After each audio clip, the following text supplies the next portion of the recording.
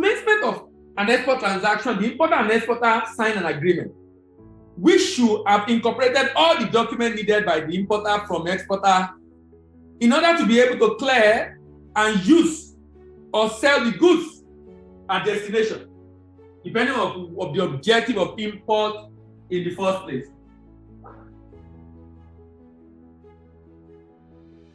The document to be considered at the commencement of export transaction basically will be document having to do with the importer's country regulation, exporter's country regulation, shipping document, document relating to trade instrument, and of course the contract itself. So importer country regulation, when you want to export, you need to know what are the documents required by the importing country. What are the documents required by the importing country? Also, what are the documents required by my own country to export? What are the shipping documents that will be needed by this buyer to ascertain the quality of goods quantity upon arrival at destination, not just clearing of goods? Then in some cases, we might need a trade instrument or trade finance instrument like letter of credit or guarantee, and of course, the focal point of the business relationship, which is the contract. Paperwork in trade transaction can be financial, non-financial. It can be financial, non-financial. Non-financial will be commercial. Non-financial will be commercial. Then it can be pre and post.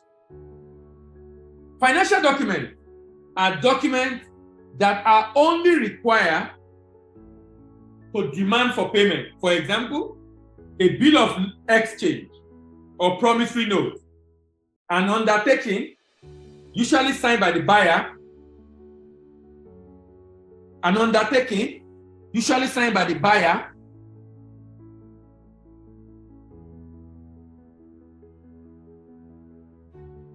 that will make the buyer to be able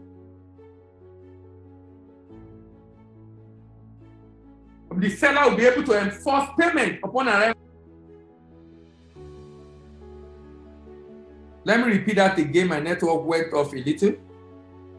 Yes, I was saying that financial documents are documents that the exporter used to demand for payment. It's such an actionable document, a document that can be used to enforce payment upon arrival at destination. Financial document. Commercial document are documents that just show evidence of shipment, like the bill of lading, like the invoice, like the packing list. The document required before shipment are the pre-export. The document required after shipment are the post-export. Document required before shipment are the pre-export, and document required after shipment are the post-export. Let's now look at Nigeria. In Nigeria context, here are some of the regulatory documents.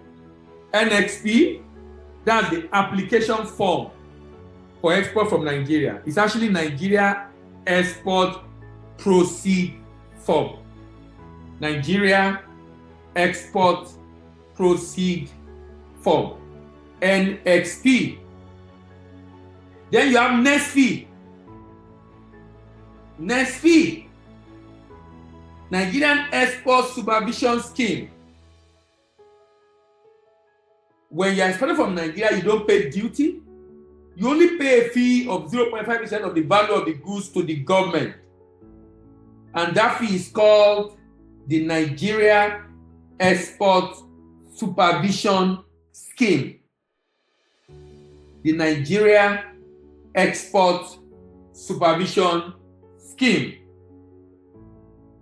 You also need to be a limited liability company. And then you need an export certificate. Some people call it export license. This is from the Nigerian Export Promotion Council. Export certificate, some people call it export license, from the Nigerian Export Promotion Council.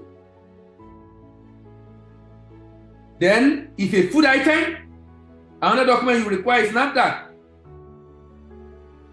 Even though NAFDAC is not required at the destination market most of the time, but it's a regulatory requirement for you from Nigeria. And I tell people that, look, even if they are not requiring NAFDAC at destination, the only way you are able to ascertain the quality of your own good is for someone else to help you check it.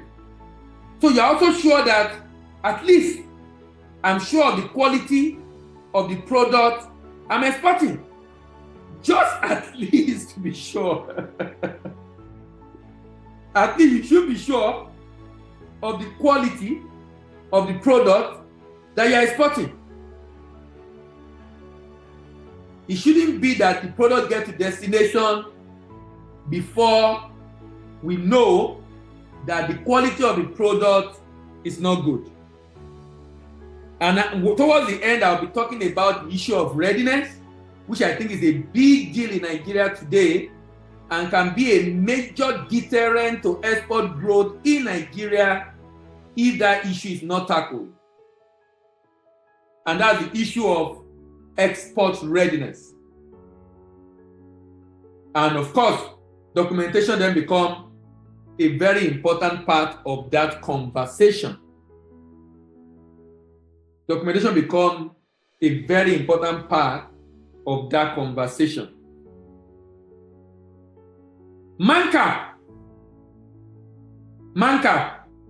If I'm doing an export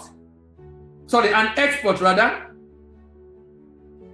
and my export item is not food or drugs, it is wise to also ensure you have Mancap. Mancap is Mandatory Conformity Assessment Program. Now, the interesting thing about this is that this documentation are not necessarily required by a buyer at destination. But like I said, you don't want your good to arrive at destination before someone is telling you that your quality is bad. I mean, we've had a lot of incidents in Nigeria in which goods are shipped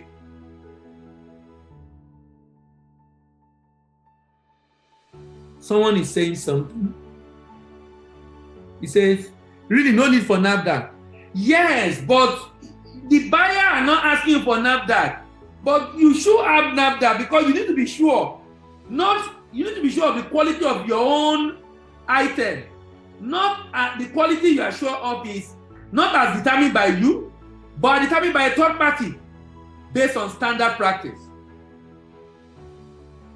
So I am a very strong proponent of ascertaining the quality of your product.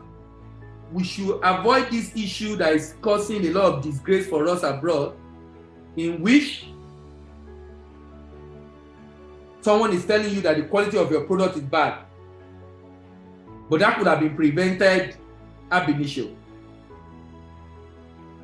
Health certificate, another very important area. Health certificate. Health certificate is often required, like if I'm exporting live snail, for example. I'll need health certificate for live animal. Phytosanitary, if I'm exporting plant. Health certificate and phytosanitary are from Nigeria Aquaculture Quarantine Service, and food grade certificate from Federal Produce. If I'm going into the US, having FDA will make a lot of sense, and for EU, GSP make a lot of sense.